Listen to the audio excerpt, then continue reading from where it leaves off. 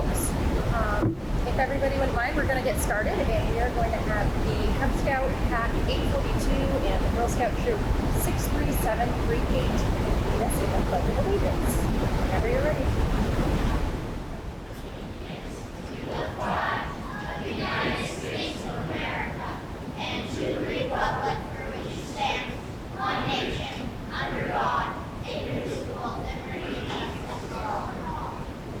Before you all stay or sit down, I'm going to ask you to still stand with me for a moment.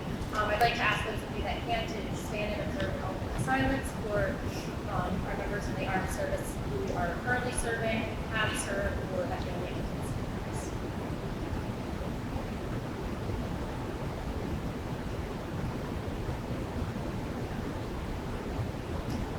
Everybody.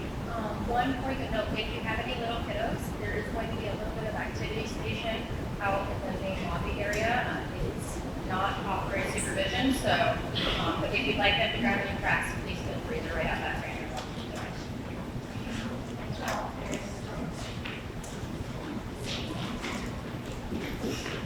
All right. Good morning, everyone. Welcome to the 2026 Sheldon Town Meeting. Before calling the meeting to order, I'm going to go over just a few things about how the meeting runs today. First and foremost, this is your meeting. My role as moderator is to help you accomplish the business you intend to do. Please raise your hand and ask questions if you don't understand what's happening, if you want to do something that you don't know how to proceed. Any of those, please feel free to raise your hand. That's what we're here for. Robert's Rules of Order are the basic rules of order for this meeting, except where Vermont law takes precedent. And for those of you who may not be aware, Robert's Rules are the rules of parliamentary procedure. Into meeting logistics. An article must be moved and seconded by the body before it's under consideration and debate on the article can begin. So we'll need somebody to move and second each article. The person who made the motion has the right to speak first. After you've spoken on a particular article, you will not be recognized a second time for a discussion until all other voters who wish to speak on the issue are given their first opportunity to do so.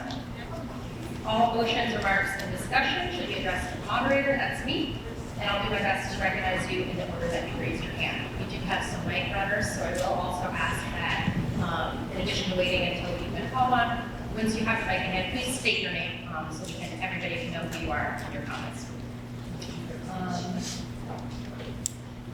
I think most importantly, please remember we all came here as neighbors. We're all going to leave as neighbors, so let's keep this civil. And at this time, I'll officially open up the 2025-2026 Sheldon Town Meeting.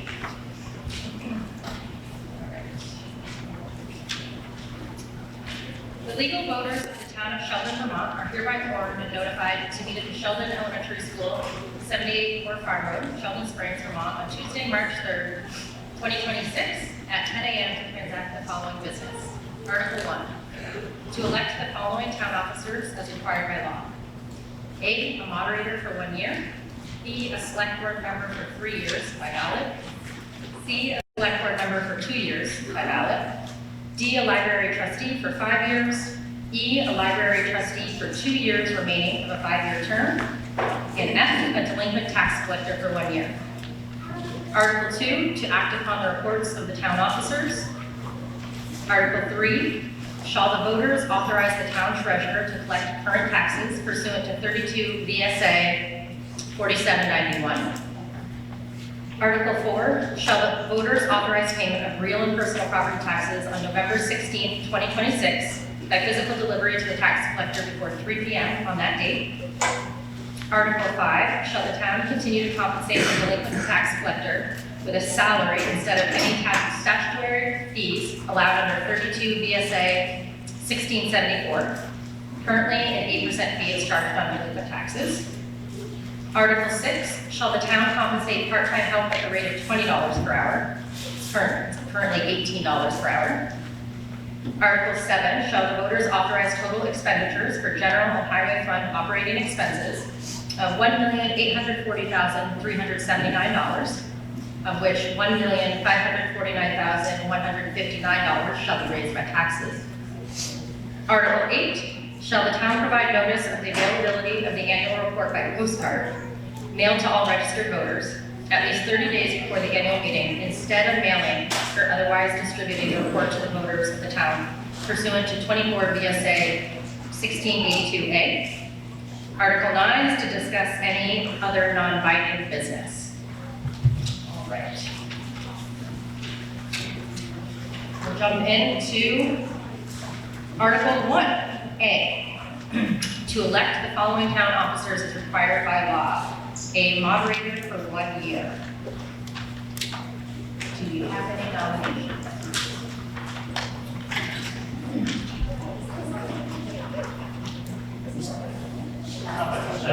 Okay. All right, do we have any nominations? I nominate Rebecca Jacobs.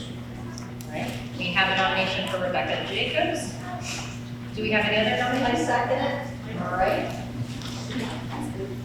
Our microphone runner in the future will be ready. Okay. Do we have any other nominations for a town moderator? All right.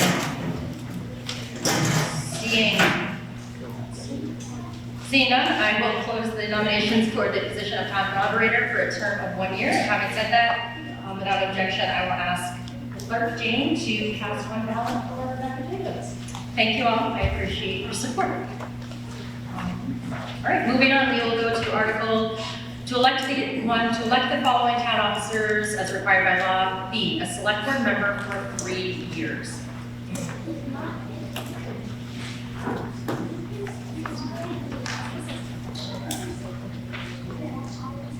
Yes, Okay, nominations are open. Sir, in your name, please? nominate Bruno Bush to nominate Greg Stebbins. Raymond Bushy. Raymond Bushy has nominated Greg Stebbins. Thank you. I'm gonna, Sorry? you're gonna respect me fine. Okay. Do you want to give him over to speak or just? Okay. Sorry? Okay, we'll make a note of that. Sorry, I'm learning here. Do we have any other nominations? I'm Nancy West. Nancy I West. nominate Stephen Dodd. All right, Stephen Dodd has been nominated. Second, Stephen. All right, thank you. Do we have any other nominees for select board member for 3 years?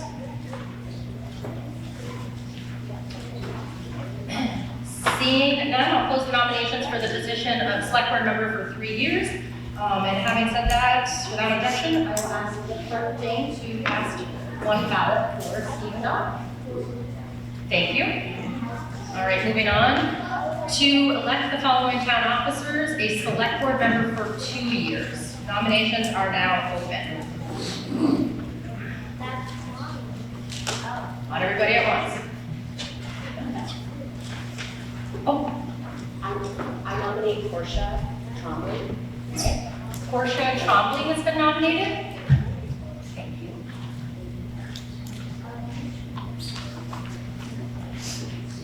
All right, I'm not seeing any other nominations, so at this point, I'll close the nominations for the position of a select board member for 2 years. And Portia. Oh, go ahead. Yes, great. Yes, Is Portia here? is Portia Trombley here? Oh, she's voting, so let's give her a moment.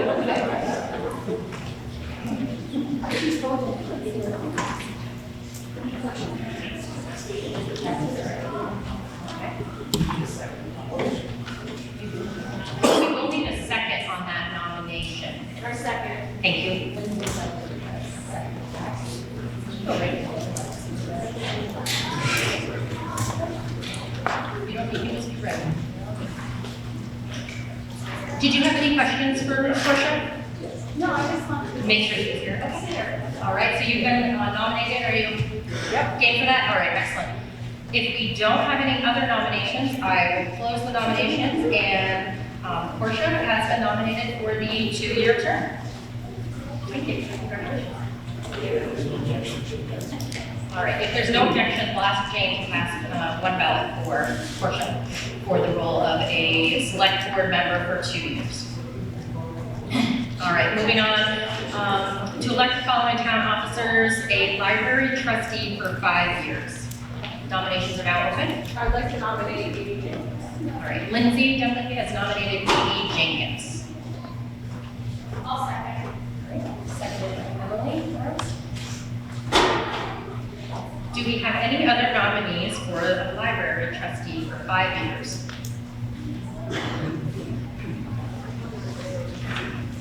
Seeing none, I will close the nominations for the library trustee position for a term of 5 years. And without objection, I will ask the clerk to cast one ballot for Amy Jenkins. All right, next we have to elect the following town officers as required by law, a library trustee for 2 years remaining of a 5-year term. Nominations are now open. I am Nancy West. I nominate Jess Draper. All right, Nancy West has nominated, you said it was Jess Draper? Thank you. I second. All right, seconded by Elliot. Do we have any other nominations?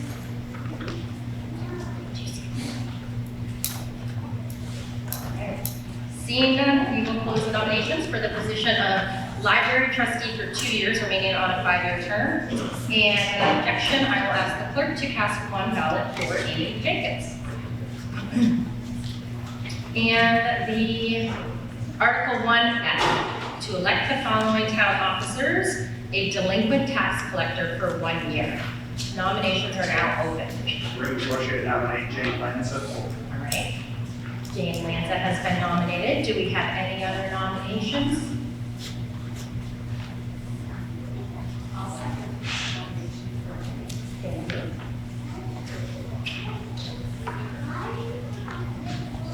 Seeing none, I'll close the nominations for the delinquent tax collector for a term of 1 year. And without objection, I will ask the clerk to cast one ballot for Jane Lanza for delinquent tax collector.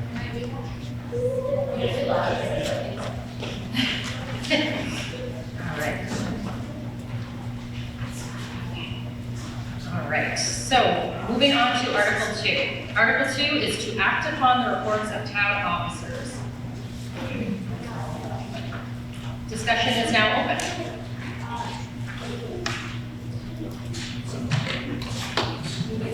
So we'll need somebody to make a motion on this one. Okay, so we have a motion to adopt Article 2 to act upon the reports of the town officers. All right, what was your name, sir? Rocky Berry. Rocky Berry. All right.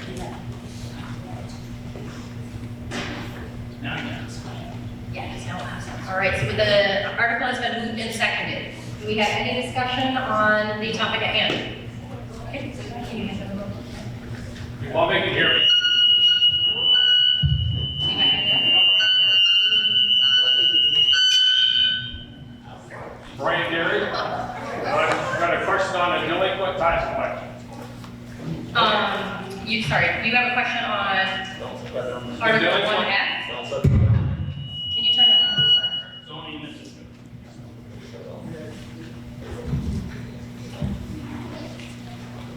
Just want to make sure, what's your question on? On a delinquent tax collector. Okay. It's on page 42 of the report.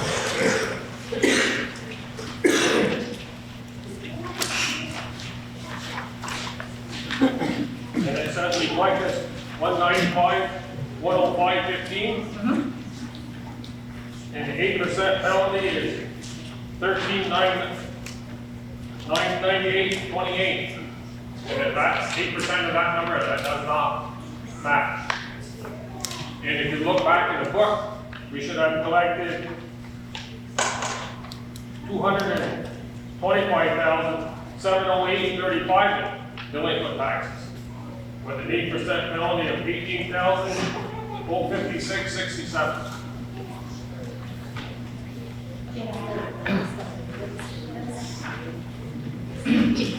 Yeah, Matthew and I have been working on addressing this question. Matthew can specifically address the way the taxes are categorized. So every dollar is accounted for in the report. It's just a categorization issue between current and delinquent, and Matthew can go over some of those specifics. All right, so Ryan, I appreciated your questions. You had this question for us at the select board meeting last week, and I did take a look at this. And you're correct that the numbers that are reported in the book are somewhat in error. The total amount of money that the town collected is the same. But once I looked deeply into the transactions, there were a few situations where money was put in the wrong category. However, with your question regarding whether the penalty should exactly equal 8% of the delinquent taxes collected, last year, there were two fairly significant things that would make that math not happen this year. One is that at the end of 2024, there was about $9,000 in current use taxes that were billed to two taxpayers after the deadline for taxes. So it was a new charge. Basically, they made a current use change, and that resulted in new property taxes to them. However, it wasn't billed until after the taxes were collected. So kind of by definition, they couldn't be put into current taxes. However, because of that, there was no delinquent penalty or interest charged on that fee because it was a new tax assessment. So, and then similarly, there was we had an abatement hearing in February of this year, and we had a fairly significant amount of taxes where the principal and interest were paid, but the penalty was abated in that case. So there's about $62,000 of principal for the year 2024 on which there was no penalty due. So that's to a large extent why the delinquent penalty is not equal to 8% of the delinquent principal that you're seeing in the book. As I said, there were some errors made in terms of which we had some people who paid on time, but their money was put into delinquent taxes by mistake. We had another case where we also had a couple of bad checks this year, and those were deducted from the delinquent taxes they were deducted from the current taxes instead of the delinquent taxes. So anyway, there are some corrections to be made in the book, and we are sharing those with the auditors. We're working on the town audit right now. But the crux of your issue, I think, is why the delinquent penalty is not equal to 8% of the delinquent taxes. And it's largely to do with that abatement and that current use charge that happened last year. So I can share with you the exact math in terms of where the money should be going, as we've shared it with the auditors. And if you'd like to look at that, I'm very happy to share that with you. Okay? Was that abated this year or last year? The abatement period was held in February, but the taxes that were abated were 2024 taxes, 2024 taxes. You're saying February of 26 here, that was abated? So, excuse me, February of 2025, sorry. We're looking at the 2025 books. Yes, in February 2025, we had an abatement period to abate 2024 taxes, and that's what the abatement. We had an abatement hearing this year as well, but that will be reported in next year's report. So we should be able to go online to look at that, where that correction was made? Yes, absolutely. These will be posted online and the auditor's report, and we're gonna open the auditor's meeting to the public for anybody who wants to come ask questions. Thank you for that question. Do we have any other discussion questions on Article 2 to act upon the reports of the town officers?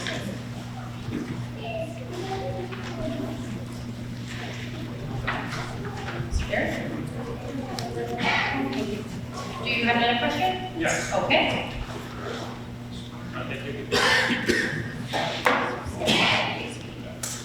Page 31 of the outside auditor's report. Said we have a total revenue $1,833,846. And on page 43 of the town report, it says we have a revenue of $1,926,299.56. Why such a big difference?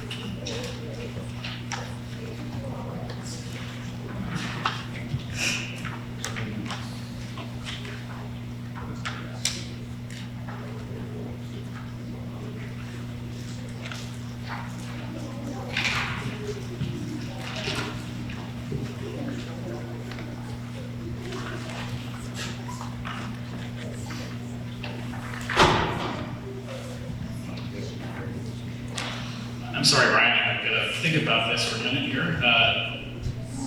You are correct that those appear to be different numbers. Let me see if I can figure that out here.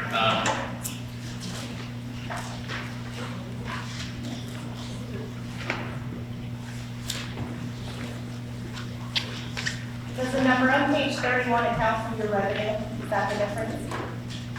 Say again.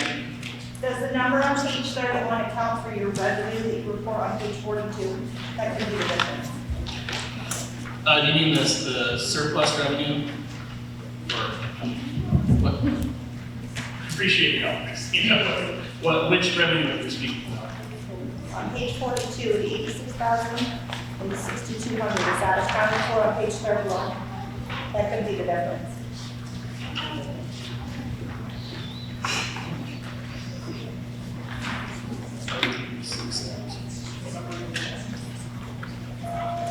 And we're looking at, just to clarify, the differential between the 1.8 million on page 31 and the 1.9 on page 43.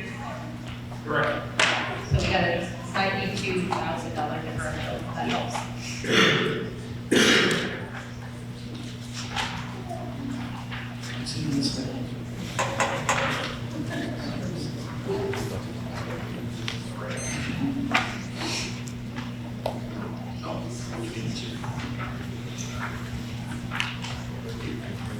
The only number that's different between the two numbers is the property tax number.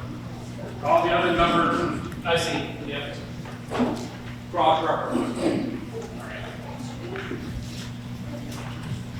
Well, I think the property tax number is just looking at it, looks like it's the combination of the delinquent and the current taxes. But Brian, I'm afraid that I do not have a ready answer for you on that right now. And I don't want to prolong the meeting while I sit here thinking about it. I can answer that. I would love to go over the numbers with you on that and address that in detail. I want to remind everyone that we contract with our HR Smith to perform the annual audit, right, as we are required by law, because we don't have town auditors anymore. It is now the select board's, it's the select board's responsibility to ensure that an audit is performed. For the purposes of our town meeting, an audit report needs to be distributed to the voters or somehow shared with them at least 10 days before this meeting. However, RHR Smith, as a professional auditing firm, is required to do much more than the short report that you see in the book here. And that is why this is, they come and very graciously come and perform their audit very quickly, or sorry, not quickly, but they come to our offices so that they can prepare this report for us, so we can put it in the book for the purposes of the state law. However, I will remind you that the complete audit of the town will not be completed until sometime in April. And that will be a much more thorough report. We'll have 80 pages of detail on these things. And in the meantime, while this short report was prepared, in the meantime, as I alluded to, there are some issues that we may discover. There are outstanding obligations that we are still paying to last year. And there may be some things that they find that they'll want addressed in the full audit report. So, not to prolong the meeting any longer, I'm afraid I do not have a ready answer for you here, but I'm sure that we will have that addressed when the final audit is received in April. And I invite anybody who's interested in these things to come to the meeting that we'll be having with the auditors, which will be at a select board meeting, and I will be working. Another comment, one more, we'll get you a mic. I'd like to move the question. All right.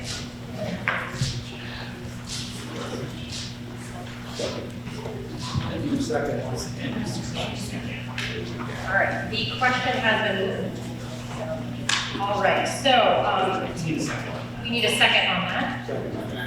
All right, it's been seconded, thank you very much. Okay, Matt's got it, all right.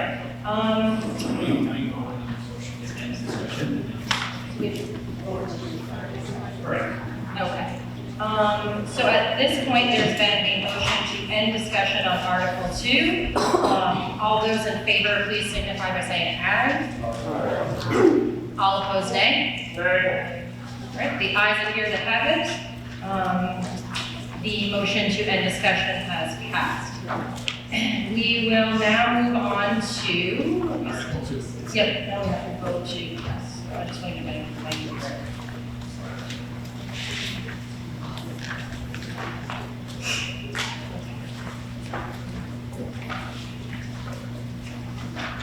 Okay, so the question is on the motion to act upon the reports of the town officers. All those in favor, please indicate by saying aye. Aye. All opposed, nay. Nay. The ayes appear to have it. The ayes have it, and the motion, Article 2, is passed.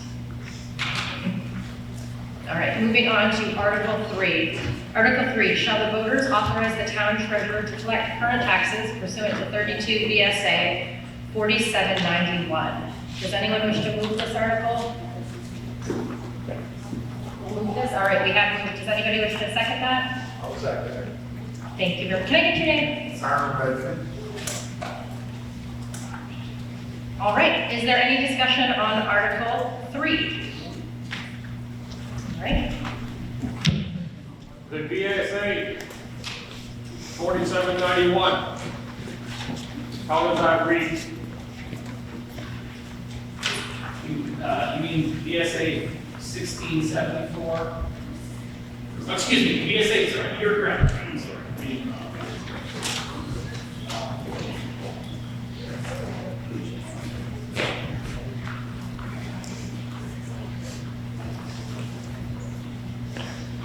Just a moment, please.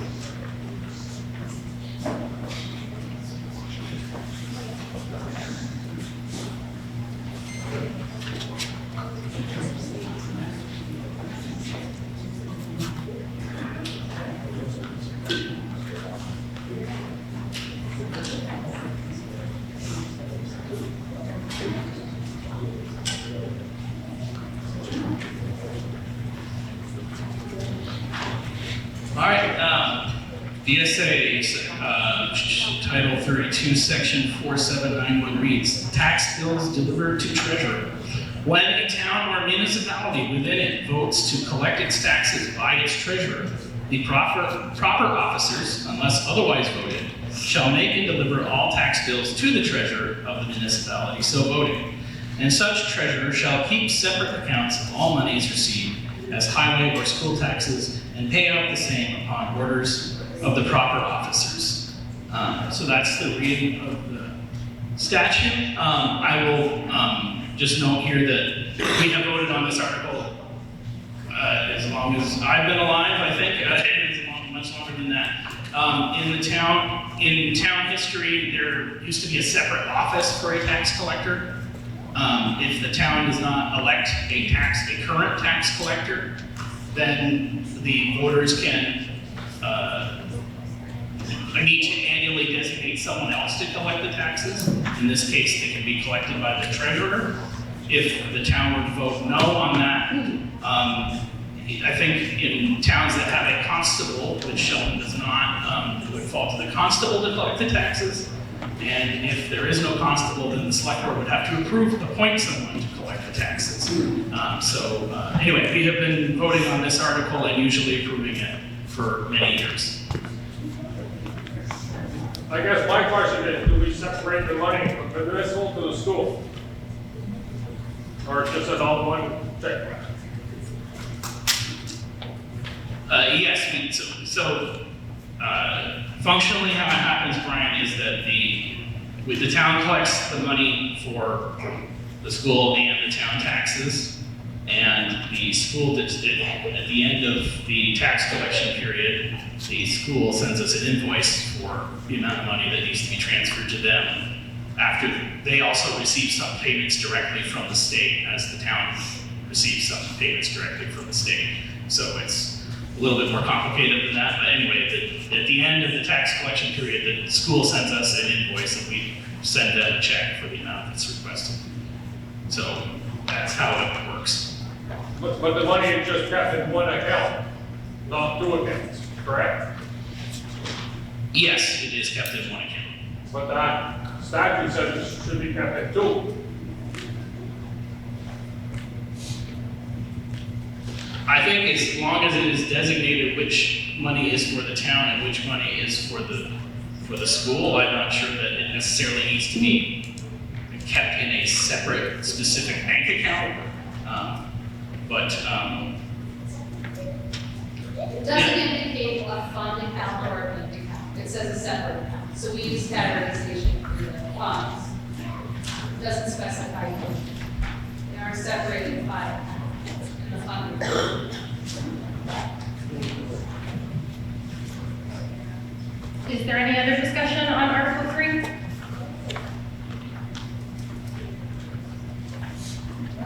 Hearing none, all those in favor of accepting Article 3, which means that you do want to authorize the town treasurer to collect her taxes, please signify by saying aye.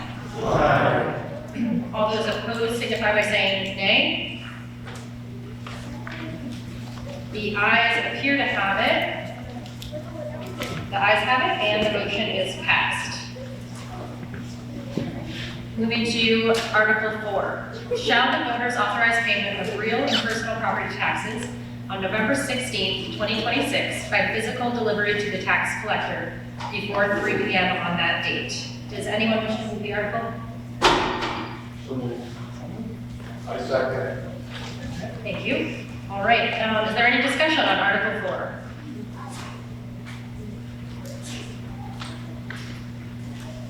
Are we just receiving it on one day or any day? Can you say that again? Are we just gonna receive it? The way it's read, it's like taxes are all November 16th, we're only gonna receive it on one day? I don't believe that that is what the article is intended to mean. It's just, we use the wording that's suggested by the League of Cities and Towns, so I would think that they have vetted that in terms of how it's asked, but it's the payment of are due by November 16th, 2026. I suppose if you really like to clarify that, Brian, you could make a motion to amend it. It is clear on the actual bill on or before, but we could clarify it here as Matthew said, if you wanted to add on or before. Thank you. Any other discussion on Article 4? All right, seeing none, the question is on the motion to shall the voters authorize payment of real and personal property taxes on November 16th, 2026 by physical delivery to the tax collector before 3 p.m. on this date. All those in favor, please signify by saying aye. Aye. All opposed, nay. The ayes appear to have it. The ayes have it, the motion is passed. Article 5. Shall the town continue to compensate the delinquent tax collector with a salary instead of any statutory fees allowed under 32 VSA subsection 1673? Currently, an 8% fee is charged on delinquent taxes. Does anyone wish to move this article? So we've seconded it over here? Okay, thank you. All right. Is there any discussion on Article 5? Will you still charge the 8% fee? The question, just in case anybody didn't hear, is if they would still charge the 8% fee. Yes, we would be. So, just to clarify, the 8% fee was set by voters at a town meeting. I can't remember which one it was, but if the town is going to change that, it would need to be approved by voters at the town meeting. So we would continue to charge the fee. However, many years ago now, we opted to pay the delinquent tax collector stipend salary instead of under statute. If you don't have another provision, if the tax collector gets to collect that 8%, whatever the fee is charged by your town, whether it's 6 or 8%, whatever it is, the delinquent tax collector gets to keep that as their earnings for doing the job. However, the town, I think there was some discrepancy with the prior clerk about whether it was hard to keep track of when they were doing the delinquent tax collector job as opposed to the rest of their jobs that they were doing. So at that time, we decided to have the tax collector pay a stipend instead. You will notice in the budget on page, excuse me,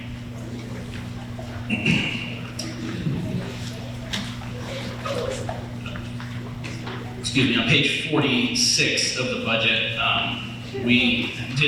the select board did make a provision to increase the stipend for the delinquent tax collector this year. It has been $5,000 for many years now. So if you choose not to move this article, the tax collectors, if you approve the budget, will also be earning slightly more money than they have been this year. But as you'll notice, that the correct amount, as I should have noted, for the delinquent penalty this year, rather than almost $14,000, was actually closer to $10,690.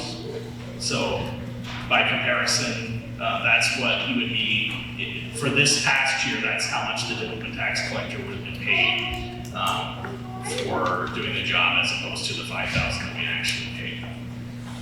So anyway, to answer your question, the 8% fee remains until the voters change it, but it's a question of whether we pay the delinquent tax collector with a salary or with fees. Had a resident request this was on the warning. So that 8% is a revenue to the town? Yes, correct.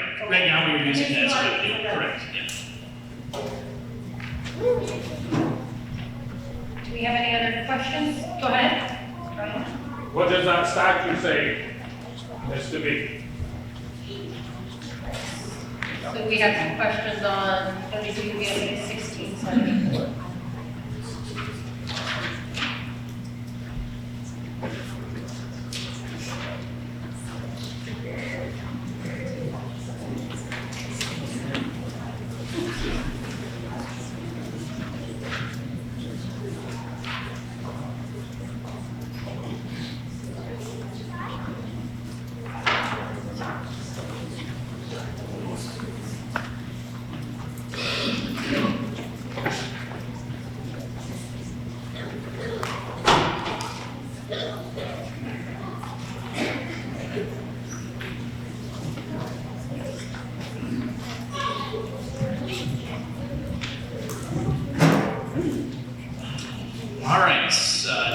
32, section 1674, delinquent tax commission and collection costs. The fees and penalties collected by collectors of taxes shall be as follows.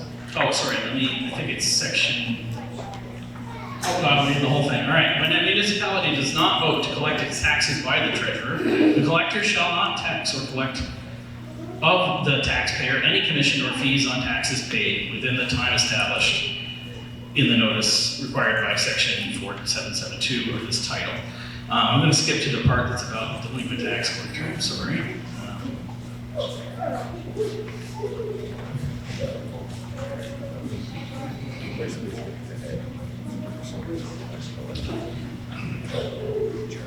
For all taxes collected after the expiration of the time established in the notice required by section 4772 or 4792 of this title, voters of a municipality may adopt by a majority vote of the municipality's members present voted at an annual or special meeting the percent of the amount of the tax collected that shall be charged as a commission, provided that the adopted percent does not exceed 8%. A grace period or graduated commission schedule for taxes paid within a defined time frame after the established time of payment. Whenever it is necessary to levy on persons or personal estate, the collector shall be allowed to tax and collect from the taxpayer as further compensation such fees as sheriffs are allowed to for levying their executions. Yes, I did.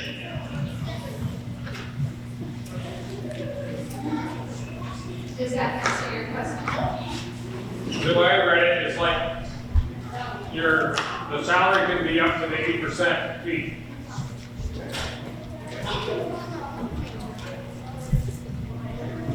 No, I think the taxpayers have the ability to set the delinquent penalty at up to 8%.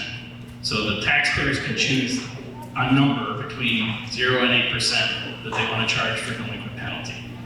And whatever that number is, if the town does not vote to pay the tax collector with a salary or a stipend, then that is the commission that is due to them.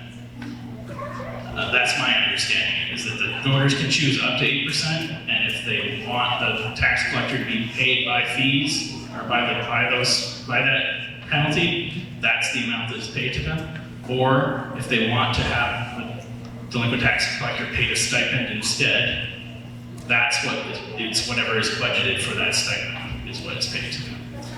This is very similar to the town clerk. Historically, the town clerk was paid only with fees until the provision was created where we could pay them a salary instead, and now that's what we do. I have a question regarding how much time does it take to actually collect delinquent taxes? Like, how many hours are we talking that the town clerk is actually involved in this? If a taxpayer comes in 2 days late and pays their taxes, I'm guessing it doesn't take a whole lot of time to take their money and write a receipt.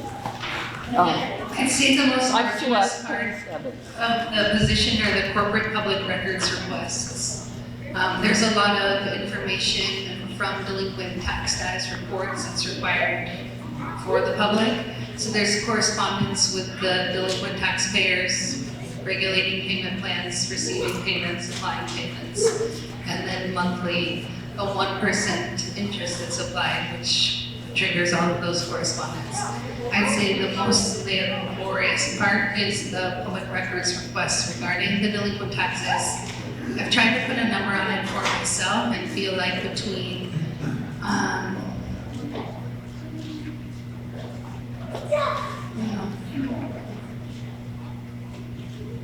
can I think about that and answer that? And before the end of the meeting, I'll give you an accurate number. Or we need to on this motion, okay. I have a question. What will that salary be? So the stipend, as Matthew said, was for $7,500 for the year, and then $6,000, and then if it was 8% on what was actually collected this year, and that's on the warning because the resident asked us to put it up there, it would have been closer to 10. So we're talking about a $4,000 potential revenue for the town, or stipend adjustment if the collector collects that one. I think I could do it in between 15 and 20 hours a month. I'm paid hourly as the town clerk, and I do it in 4 days, and I often do delinquent tax collection on my 5th day, which is Friday. Does that answer your question? Okay. Do we have any other discussion on Article 4? Thank you. All right, seeing no further discussion, all those in favor of accepting Article 4, that the voters authorize payment of Article 5, pardon me. All those in favor of Article 5, that the town will continue to compensate the delinquent tax collector with a salary instead of any statutory fees allowed under 32 VSA Section 1674, please indicate by saying aye. I make a motion that we vote on it. Can you say it Can we again? bring it on paper vote? All right, we have a motion for a paper ballot. Do we have any second? Okay, so we would need at least 6 people who want to vote by paper ballot. So, can I see hands if anybody is interested in paper ballot? Okay, we don't appear to have 6. So does that mean it stays on the floor? Okay, so we're going to keep it on the floor. And again, those all in favor of accepting Article 5, that you do want the town to compensate the delinquent tax collector with a salary, please signify by saying aye. Aye. Those opposed, please say nay. The ayes appear to have it. All right, the ayes have it, and the motion is passed. Article 5 is passed. Thank you. Article 6. Shall the town compensate part-time help at the rate of $20 per hour? Currently, it is at $18 per hour. Does anyone wish to move this article? All right, article's been moved. Would anyone second that? Seconded. Any discussion on Article 6? Who is part-time and who is full-time now? All right, the question is who is part-time and who is full-time help? Anyone here? This, specifically, this is referring to the part-time, so that per our personnel policy, the part-time workers who work more than 24 hours per week, the town, the select board sets their, the rate of pay for them. So this is the part-time helpers who, this is mostly having to do with town officers like the planning board, the zoning board, the VCA,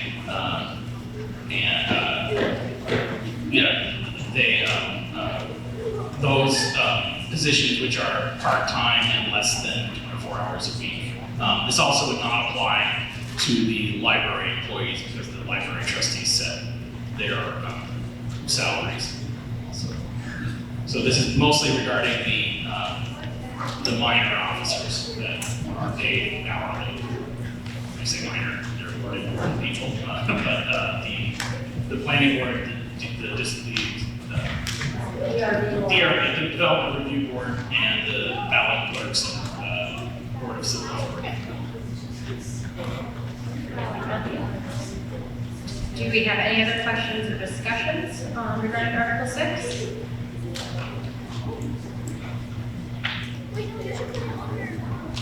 Okay. Hearing no further discussion, all those in favor of accepting Article 6, meaning you do want the town to compensate part-time help at the new rate of $20 per hour, please signify by saying aye. All those opposed, please say nay. The ayes appear to have it, and the ayes do have it. The article has been passed. The motion is passed. All right, moving right along. Article 7. Shall the voters authorize total expenditures for general and highway fund operating expenses of $1,840,379, of which $1,549,159 shall be raised by taxes? Does anyone wish to move this article? Moved by Emily Norris, is anyone wish to second? Seconded? Good. All right, we have a proposal for amendment. Steve, you wanna? I'd like to make an amendment to Article 7. I'd like it to read, shall the voters authorize total expenditures for general and highway fund operating expenses of $1,840,379, of which, this is where the number changes to $1,485,159 to be raised by taxes. Matt can give you a little insight on the difference here.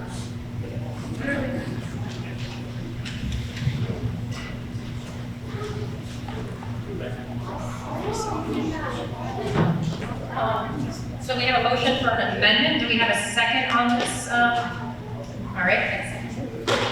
All right, we'll look for a little more information in Matthew. All right, so I apologize for this error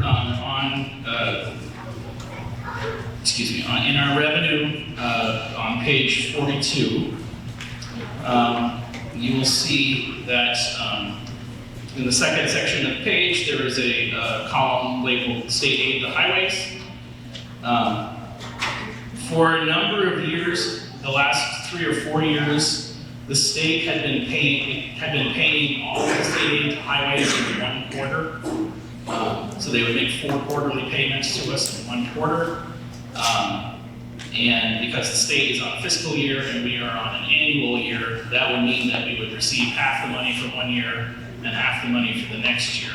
That has been going on for a few years. This year, the state moved back to actually making the payments quarterly.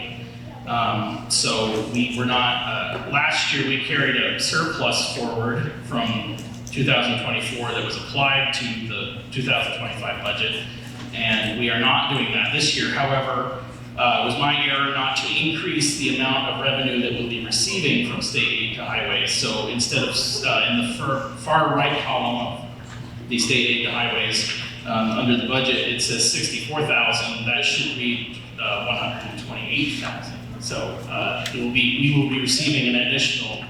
We anticipate receiving an additional $64,000 in revenue for the state aid to highways, and that is why the amendment is needed. So I apologize for the error in the report, but I hope you'll appreciate that this should mean that the tax rate will go down. So thank you. Thank you, Becca. All right, do we have a question? We have some discussion on the amended Article 7. I second. Okay, do we have any discussion or questions? Are we on the amendment or are we on the article? We are on the amendment of Article 7. Okay. Seeing no discussion, all those in favor of accepting Article 7 as amended to read? You have just the amendment first. The amendment to read. Okay, so, apologies folks. All those in favor of accepting the amendment to Article 7, which would change it to read, the voters authorize total expenditures for general and highway fund operating expenses of $1,840,379, of which $1,485,159 shall be raised by taxes. All those in favor, please signify by saying aye. Aye. All opposed, nay. The ayes have it, and the motion is passed. Okay, now we read Article 7. Article 7. Shall the voters authorize the total expenditures for general and highway fund operating expenses of $1,840,379, of which $1,485,159 shall be raised by taxes. Does someone wish to move this article? You still have a motion. Okay, discussion is open. Mr. Darren? Professional services, Yes. Yes, Brian? Is there a question? what is that line item? All right. Yeah, okay, so, this is addressed in the, budget review and outlook on page 39. The professional services that we, contracted for this year were, you see under general government, general expenses, it says, at the request of the town clerk / treasurer, the town contracted a consultant to assist with establishing best practices for financial accounting and reporting. These professional services represent the only substantial increase in the budgeted general expenses for 2026. So, And we offset those expenses with the same financial consultant by discovering new revenue from fuel tax. yeah, so the consultant we've hired is Amanda Forbes, who is the treasurer in Fairfield, but she also works professionally as a consultant for financial. So she's very well versed in the NEMRIC system and municipal and school district financial matters. And so I think the idea of this is that it's to Jane being new to the position. She had, yeah, sure, absolutely. The town clerk and treasurer role combined in Sheldon is more than a 40 an hour a week job.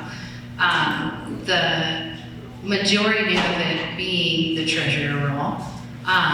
In the first year, I've grown very comfortably into the town clerk, and 80% of the treasury, including reconcile, payroll, deposits, bookkeeping, tax collection, etc. There's a part of it with the fund accounting, the investing, making everything compliant with the personnel policy in my first year that was best done by someone with more expertise. And so I use the budget of the available 10 hours I have to help account for that as well.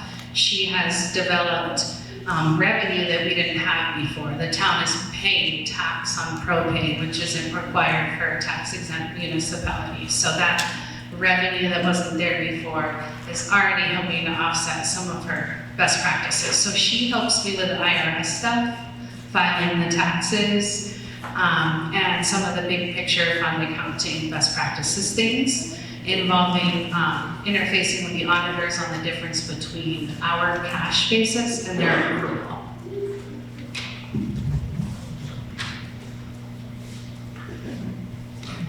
Do we have any further discussion on Article 7?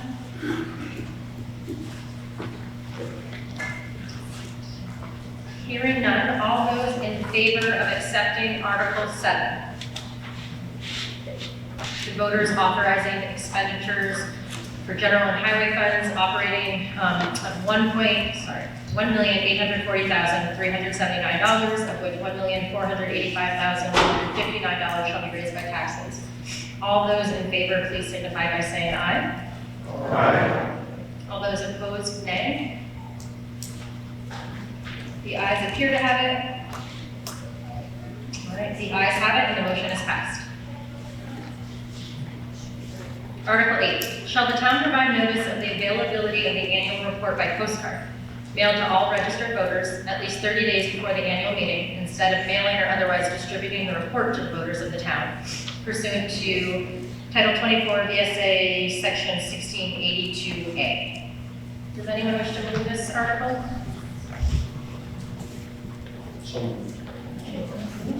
Seconded? All right.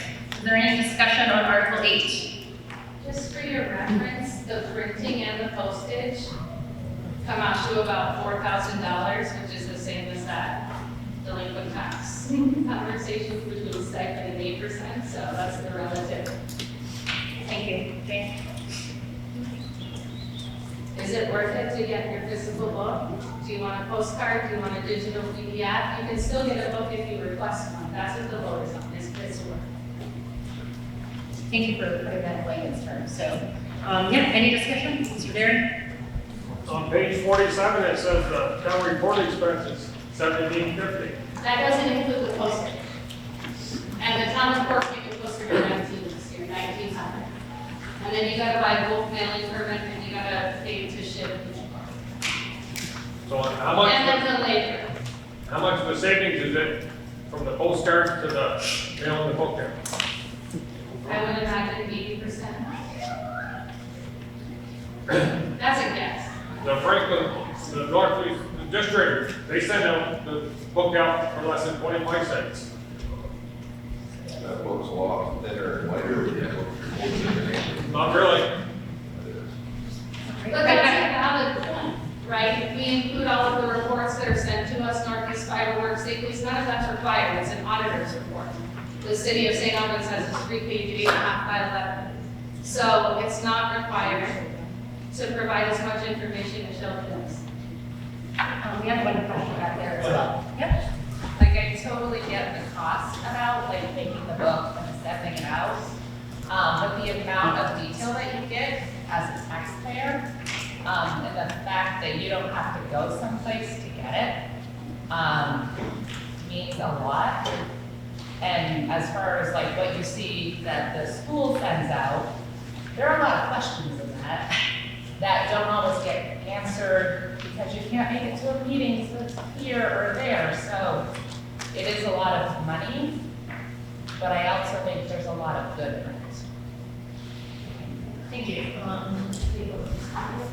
So this question we're bringing up is to see if people still want the book mailed to them. The idea was brought up to maybe send out a postcard, cheaper. You could respond to it and have the book mailed to you. Or if you weren't interested in it, not have it. I've been a believer right along, send the book out to everybody. And, you know, if they want it, they read it, fine, if they don't, they throw it away. The cost, like you said, the cost is, you know, it's there, but there's other things that cost a lot more, you know, too. So, you know, it's just brought up to see what everybody wants to do. We're not trying to push one way or another. So that's just, I want to make that clear. We're not trying to get the book so you guys can't find the book and have to go chase around and find it and you don't have it. It's just it's a question coming out, that's all. Contemplated a QR code on the postcard that will take you right to the digital PDF, all 70 pages. But you also have like, I mean, my parents live in another town. They're 82. I don't know, it does just, for the voters to decide. right, I totally get that, but it does put difficulties on people who don't have that.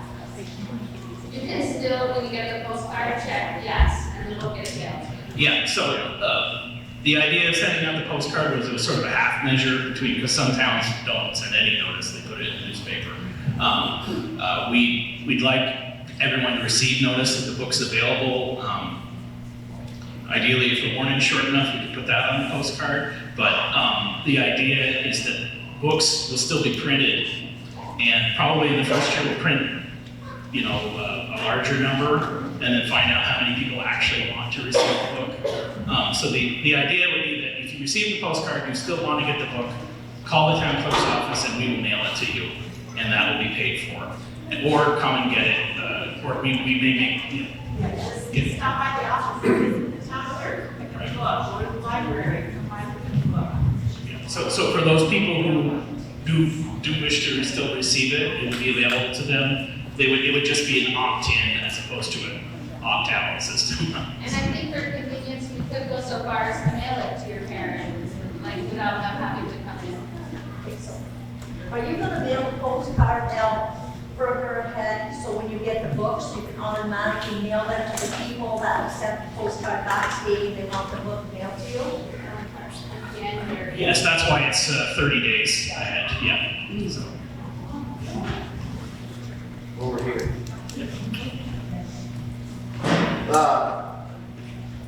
You're gonna send the postcards out. I understand the logic behind some of that, but I've gone to the mailbox and, you know, it's gonna, you come, you throw that on the table. And postcard, you know, that's it. But this is a pretty major piece of mail. Whether you come to the meeting or not, you may read that. And people will get information about the town. Whether they come to the meeting or not, that has nothing to do with it, but they're getting the history of the town. I'm not really against the vote, but I like to see everyone get a town report. Do we have any other discussion on Article 8? Can I make a motion to leave it the same way? Continue to mail them? Can you repeat that? So the motion was to leave the book, so would that be amended? Okay, so let me just make sure we've got that. So you are moving to amend Article 8 to leave the book printed. Yep. But just for clarification, if we vote this article down, the vote will remain. Is that correct? That's correct. Yep. So instead of amending it to do what we're already doing, if we vote this one down, it will remain with us. Yes, which would be cleaner. But we can do so.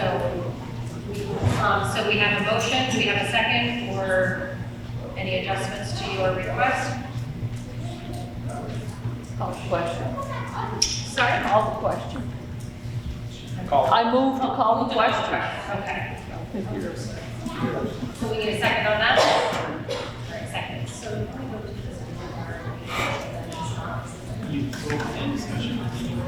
all right, so we're going to first vote to end discussion. All those in favor of ending discussion, please signify by saying aye. Aye. All opposed, nay?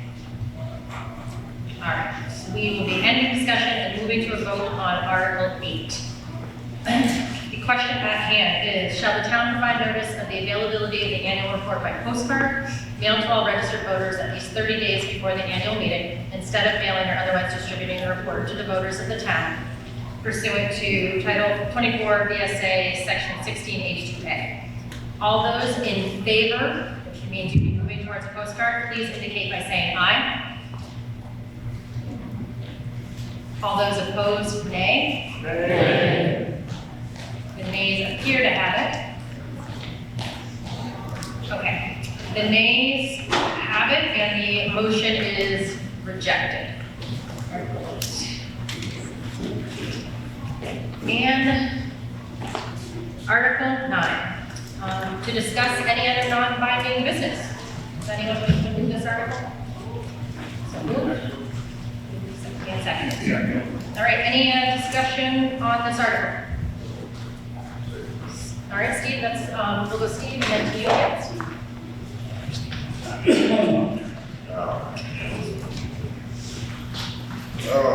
Hello, everybody. First of all, I'd like to thank Greg for all his years of service to the town here. We pulled him back out of retirement a while back, but I guess he's gonna retire this time. I'd like to give him a round of applause.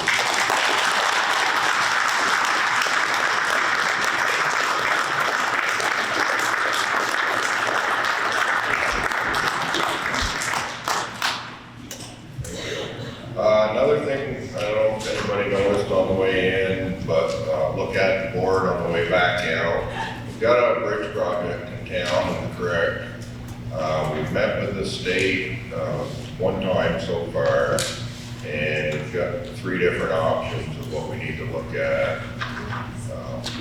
So that's something we're gonna be working toward. It's supposedly gonna happen in the year 2030. So we need to, first we need to make a decision on which way we're gonna go with it, and then it'll go into a design phase and get designed and then get it done here. There's one other thing I wanted to mention. I don't know what people's thoughts are on changing the time of town meeting. I hear from people that say, well, I've got to work, can't make it. We've got a year to make a decision here, but anybody that wants to comment on it or give us suggestions.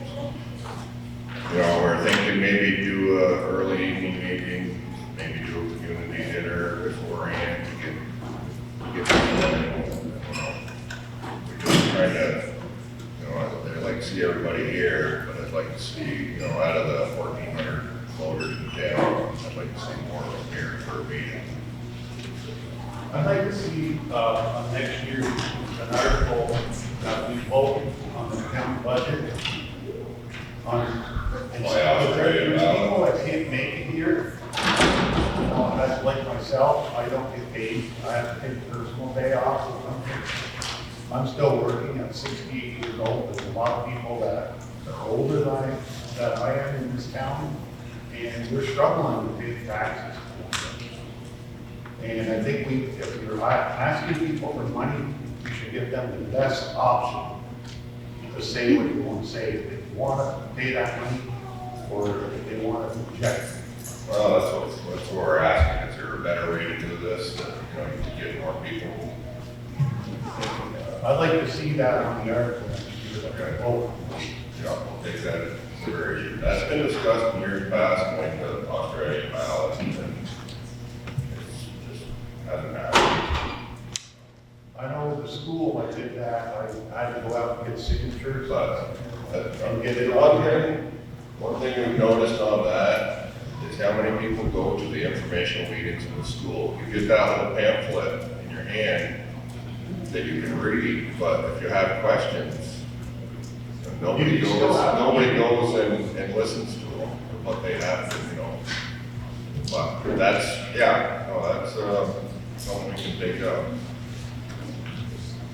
Next appeal is a great idea, and I wouldn't even mind changing it to the evening, but I wouldn't change days.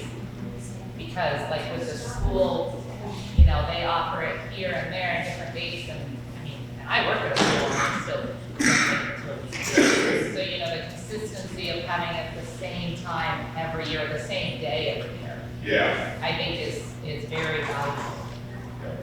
No, I agree. All right, thank you, everyone.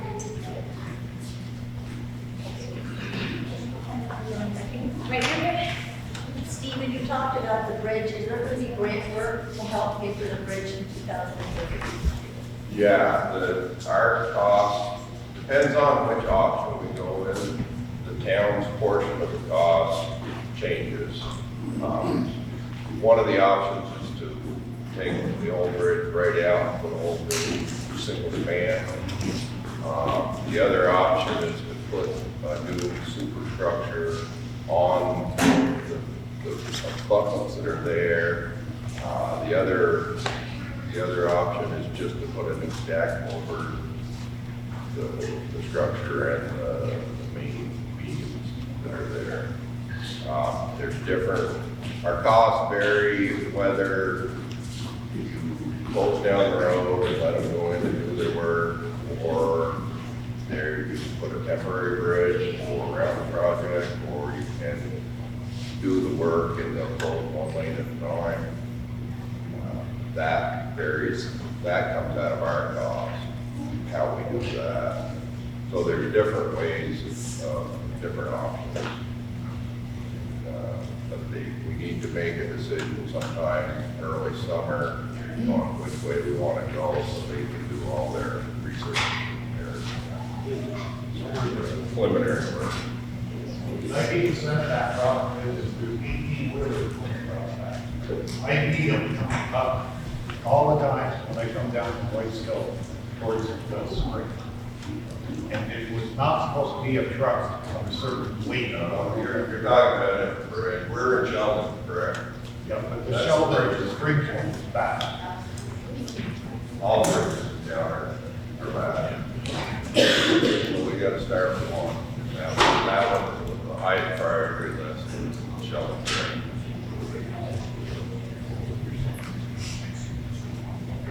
Do you have any other questions, comments, or discussion under Article 9? Mr. Gordon. I don't think I need a microphone, I've never been accused of needing a microphone before. First off, I would like to thank you, last year was the first year that the Sheldon Food Shelf asked the town for money. And you folks very graciously approved, giving us money, we've asked for money again this year. There is a report in the town report. There's an annual report of the operation of the food shelf. I would like to highlight just a couple of things. First off, we are a total volunteer organization. We have no paid staff. So all the funds that we're given go towards operating that building and purchasing, getting our hands on food. We distribute, right now, we're distributing about 25,000 pounds of food a month. Moves through our facility, we're serving about 450 families a month. So I would like to thank you all for your support. I also remind you that the building is available for either public or private functions, family functions, if you need the space. Obviously, you can't use it when we're distributing food. And on Tuesday nights, the Girl Scouts use our building, so you could use it then. But anytime that the building is not in use for food distribution, it is available for you to use if you have a family function or some community gathering that you want to do, including the kitchen. The whole kitchen is available for anybody who wants to use it. And then I would like to highlight two things that happened this last year that are really big time. First, back in November, just before Thanksgiving, I put together a partnership with 11 early childhood education centers. Combination of daycare, of in-home daycare, and some center-based daycare centers. And I applied to the Vermont Department of Agriculture for a grant for those daycare centers to use to buy local produce from our local farmers. We were awarded the grant, $21,000 for daycare centers here in Franklin County to buy food from our neighbor farmers that sell food, like Hartman's Farm Stand, Terry Bergeron here in town, other farmers that sell local produce. I also applied for a grant to the Vermont Food Bank for myself, for the food shelf, to buy local produce, another $3,000. So that's over $24,000 in money coming into this community to be used to buy food at our local farmers. The other thing that I did last year for the first time, and it was a huge success, was I distributed summer meal boxes. And I'm on target, I'm making process of getting certified to do that again this year. Last year, I distributed 1,765 of those meal boxes. Each box has 14 meals, 7 breakfasts and 7 lunches. That's 24,000 meals for kids in this community. Each of those boxes is worth about $50, so I distributed almost 2,000 of them. That's about $100,000 of money coming into this community for children. I'll be doing that again this year. I did it on Friday. I did it a little bit earlier last year, like 3. I'm going to try to go maybe a little bit later so that families that are working families can get there to get their boxes without having to leave work early. Just to make sure everybody understands, those boxes are free. They are free for any family that has children 18 and under. There's no eligibility requirement. There's no sign-up requirement. You just show up. I've got 3 kids, and you get your boxes every week. It'll start the first Friday after school is out and go through the summer. And those are available free. I know the year before last, people kind of complained about the menu. And I think they did some serious work last year. And the feedback I got was that the menu was much better. The one thing people still complain a little bit about is it's a weekly menu. So you get 14, you get 7 breakfasts and 7 lunches for the week for your kids. They had the same menu. It was a different meals for the 7 days, but they had the same menu week after week for the whole summer. So the whole summer was the same 1-week menu, not like what you do in school where they kind of rotate the menu. I think they're trying to maybe change that a little bit, but the quality of the meals last year was much improved, and I got a lot of positive feedback. I'll be putting out more information, so keep looking at the website, keep looking at our front page forum. There's no requirement to sign up, but I do need to get, I'm be asking people, hey, do you think, because I really need to have some idea of how many boxes I hand out. I don't want to have 150 boxes and have 200 people show up trying to get food for their kids and I run out of boxes.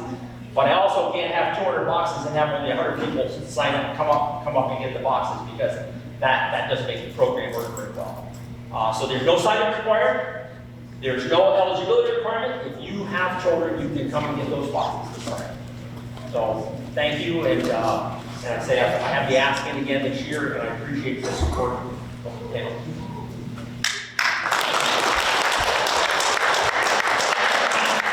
What we do is really important and very appreciated, so thank you, John. Do we have any other discussion under Article 9?